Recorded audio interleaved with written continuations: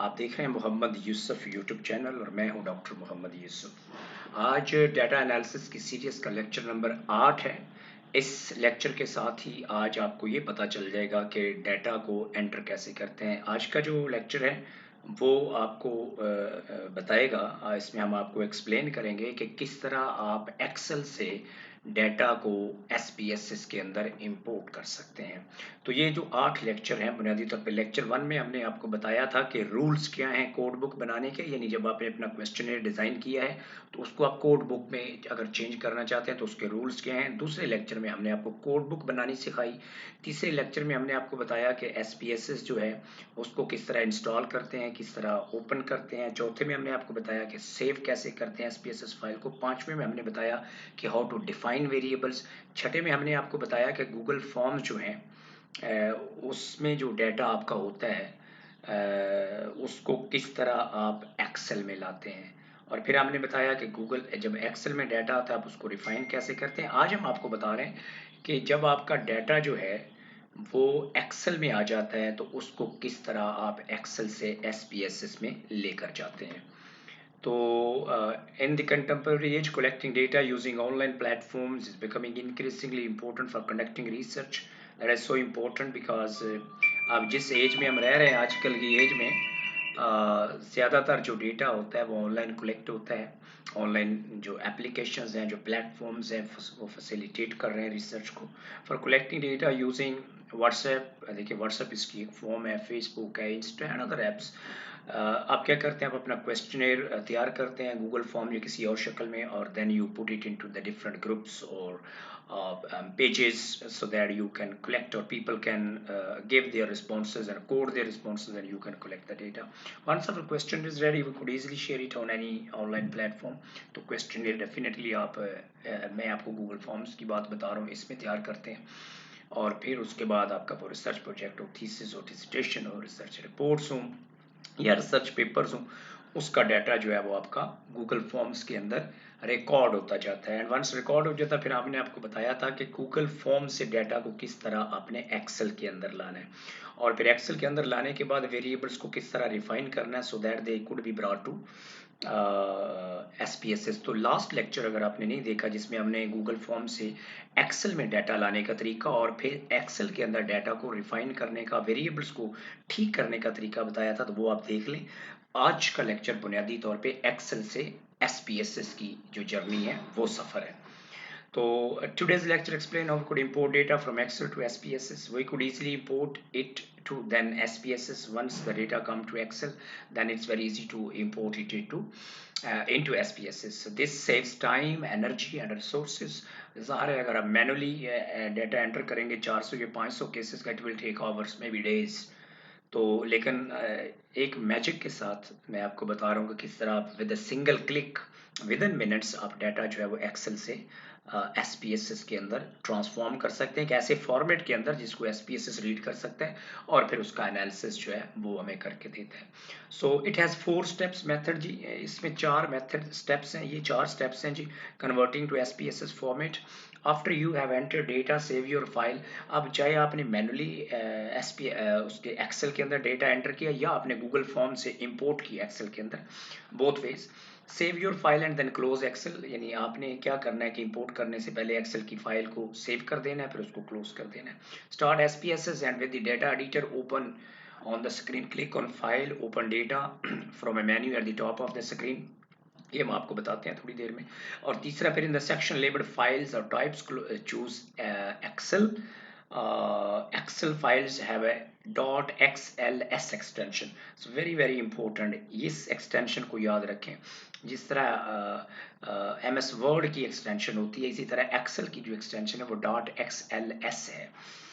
Find the file that contains your data, click on it so that it appears in the file name selection, and the last step is click on the open button. A screen will appear labeled Excel, opening Excel data source. Make sure that there is a click on the box read variables names from the first row of the data, click OK, and once you click OK your data will go into SPSS।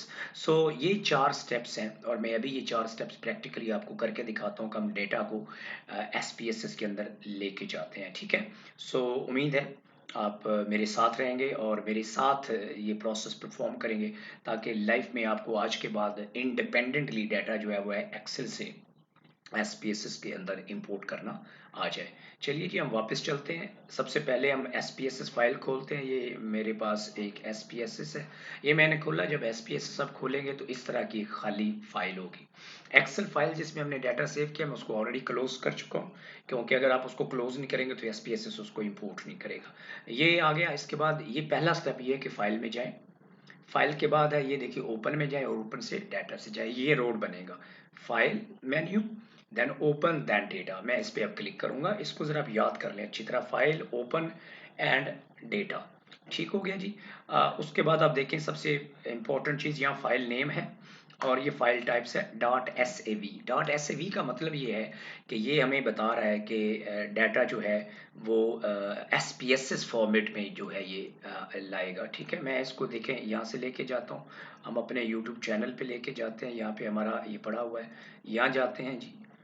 ये देखें और ये देखें और data analysis में जाते हैं जी। ये डाटा एनालिसिस तो आप देखें यहाँ पे एसपीएसएस की फाइल नज़र आ रही है, कोई एक्सेल की फाइल नज़र नहीं आ रही। इसका मतलब आप यहाँ से ये डॉट एस वी यहाँ पे क्लिक करें और यहाँ से डॉट एक्स एल के ये देखें एक्सेल, यानी Excel dot x l s dot x l s x और dot x l s m, ये इसकी एक्सटेंशन हो सकती है। हमने ये एक्सटेंशन यूज़ की dot x l m s. इस एक्सटेंशन को आप जो है ओपन करें जी। और आप देखें साथ ही आपके पास media attention and political participation जो है उसकी फाइल ओपन हो गई है। अब जैसे ये फाइल ओपन होती है आप देखें तो आप क्या करेंगे, इस फाइल को सिलेक्ट करें। ठीक है, तो ये एक्सटेंशन इज सो इम्पोर्टेंट, यानी फाइल्स ऑफ टाइप जो है दिस इज सो इम्पोर्टेंट।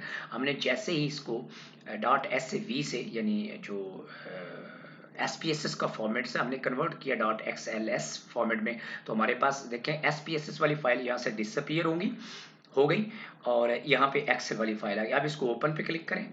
ये स्टेप नंबर 3 है जी। ओपन पे क्या, ये देखें ये हमारे पास आ गया। Read variable name from the first row of the data, click है, ओके है।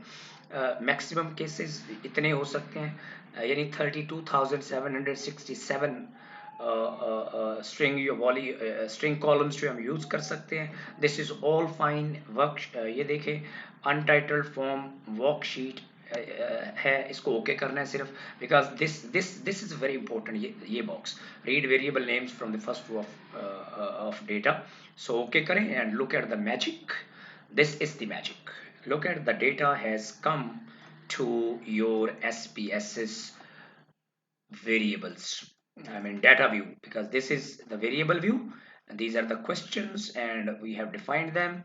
Here we have all the data which we now this data is in the refined form.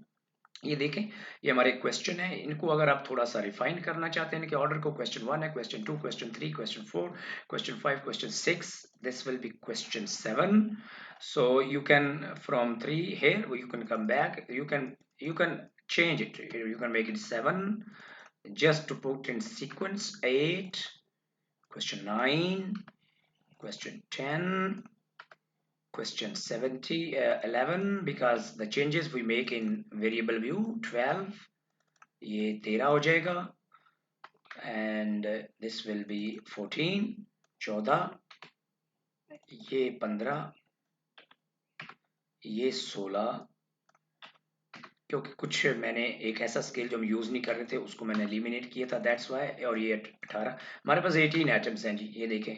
और जैसे आपने ये किया कंट्रोल एस किया, आप डाटा व्यू में जाएं and look here the question numbers, इसको यहाँ ले जाएं, question number already has changed. ठीक है, so here the question number are displayed like here 1 2 3 4 5 6 7 8 18. Okay, so number has changed. Or if you want to bring more refinement, more changes, you can label here. I mean मुझे पता है कि item 1 2 3 जो है ये media attention के हैं, ये वाले। ये जो आइटम 4 5 3 ये 3 आइटम जो है ये पॉलिटिकल इंटरेस्ट के हैं, ये वाले।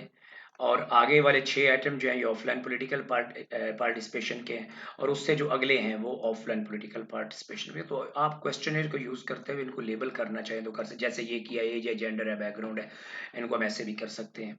ठीक है, तो ये है जी आज का लेक्चर जिसमें हमने आपको बताया कि किस तरह आप अपने डेटा को एक्सेल से SPSS के अंदर ला सकते हैं। आज के इस लेक्चर नंबर 8 के बाद आप इस काबिल होंगे, ये मेरे 8 लेक्चर देखने के बाद, कि चाहे आपने डाटा जो है वो फिजिकल फॉर्म में कलेक्ट किया है, हार्ड फॉर्म में क्वेश्चनर फिल करवाए हैं, या आपने गूगल फॉर्म पे बनाया है, फिर आपने उसको एक्सेल में इंपोर्ट किया और एक्सेल से आप उसको जो है SPSS में लाए हैं, या आपने एक्सेल में वैसे पहले एंटर किया है, बिकॉज हो सकता है आपकी यूनिवर्सिटी का जो लैब है वहाँ पे SPSS इंस्टॉल ना हो, एक्सेल हो, क्योंकि एक्सेल हर लैब में होता है MS वर्ड के पैकेज के साथ। वहाँ आपने डाटा एंटर किया, फिर आपने घर जाके अपने डेस्कटॉप पे या अपने लैपटॉप पे आपने उसको अगर SPSS में कन्वर्ट किया है, ये केस हो, या आप इंपोर्ट करें गूगल फॉर्म से एक्सेल और एक्सेल से SPSS, कोई भी केस हो, इस आज के इस लेक्चर के बाद, ये 8वां लेक्चर है डाटा एनालिसिस पे, आपको इस काबिल जरूर होना चाहिए कि आप अपना डाटा SPSS के अंदर एंटर कर सकें। और आज के बाद, इस लेक्चर के बाद, अब ये डाटा जो है ये तैयार है, अब हम इस पे एनालिसिस कंडक्ट कर सकते हैं। और एनालिसिस दो तरह के होते हैं, descriptive analysis and inferential analysis, ये हम आगे आने वाले लेक्चर्स में बात करेंगे। लेकिन ये फाइल जो मेरी है, अब ये डाटा एनालिसिस के लिए रेडी है। लेकिन उससे पहले हमने इसकी कुछ स्क्रीनिंग करनी है, कुछ क्लीनिंग करनी है, कुछ फाइल मर्ज करनी है, कुछ फाइल मॉडिफाई करनी है, कुछ केसेस ऐड करने हैं, कुछ वेरिएबल ऐड करने हैं। ये आने वाले लेक्चर्स में बताऊंगा। उम्मीद है आपको ये लेक्चर पसंद आएगा, और इसके नतीजे में आपको अपने प्रोजेक्ट्स के लिए, थीसिस के लिए, रिसर्च पेपर के लिए, रिसर्च प्रोजेक्ट्स के लिए, रिपोर्ट्स के लिए डाटा खुद से एंटर करना आ जाएगा। आप इतने इंडिपेंडेंट हो जाएंगे, आप इतने कॉन्फिडेंट हो जाएंगे, आप इतने एम्पावर्ड हो जाएंगे कि ये काम आप खुद करेंगे, दूसरों से नहीं करवाएंगे। Keep watching.